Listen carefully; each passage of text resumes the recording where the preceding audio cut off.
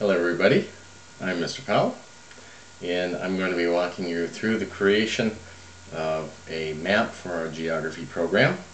We give you instructions on how to fill in the maps that you're going, the blank maps that you're going to receive, and just how you should, what standard you should strive to meet. So I'm going to move the camera now onto my map key, and then you'll be able to see me complete my map, and I'll give you instructions and explain to you exactly what I'm doing as I complete this map.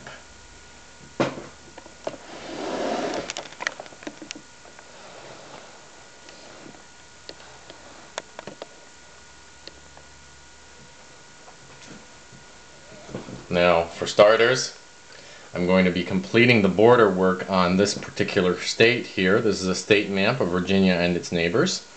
And I'm going to be completing the border work. And what I suggest you do to start off any map is to do the border work on all of the states.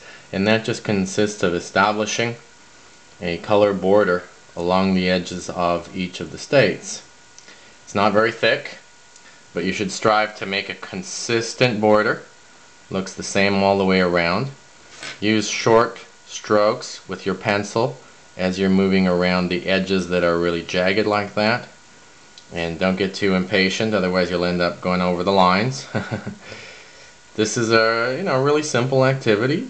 It's relaxing, so it's something you can do when you're done with some more difficult work.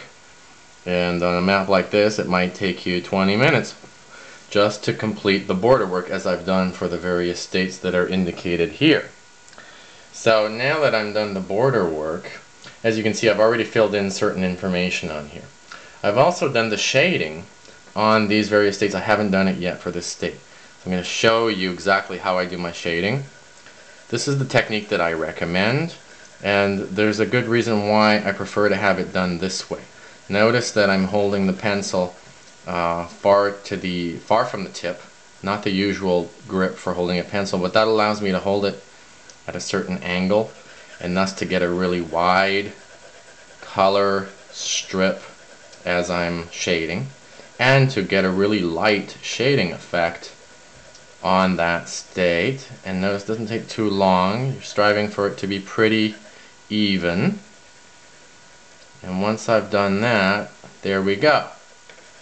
Okay, sometimes I'll fill in some of the parts to make it look as even as possible. The reason why I don't recommend cross-hatching, which would mean going in the other direction and doing some more and then switching directions, that can be a good technique for achieving a very even result. However, when you do cross-hatching, you're going to get darker and darker and darker, and what we need is something very light, because on here we can see the various pieces of information even though we have colored. So once you're done with border work and shading on all the various states, because we're starting with American states, then you're going to go and you're going to symbolize the capital cities in the various locations where you find them. I happen to know that the capital city is going to go here, and it's going to be a star in a circle as our symbol for a capital city. And then it's a good idea to use a ruler to create a line. This is not necessary, but it can help you create a nice even text that's well written out and very neat. And the capital, well, this state now, this is Virginia and its neighbors. This state is North Carolina. I'm going to write that here in capital letters. We can distinguish between states or countries and the cities by having the states and countries in all capital letters. And I noticed that I made a mistake here as I was talking to you, so I'm going to do my best to erase that. And one thing is, if you do things very lightly, you can usually get away with a mistake like the one I just did. I'm going to reshade some of that. And there we go. So I'm back to where I was. And this state is North Carolina.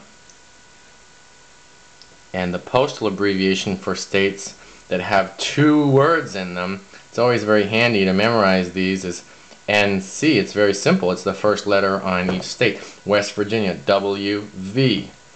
Okay, and then the other ones we'll discuss at other times. Basically, for now, you just want to copy them down, and the capital is Raleigh, and you will get this information all on the map key, which you will get is a finished product. And so what we've got so far, we've got border work, shading, symbolizing of the capital cities, and the writing of the name of the capital cities, which is in the first letter is capitalized, but the rest is not.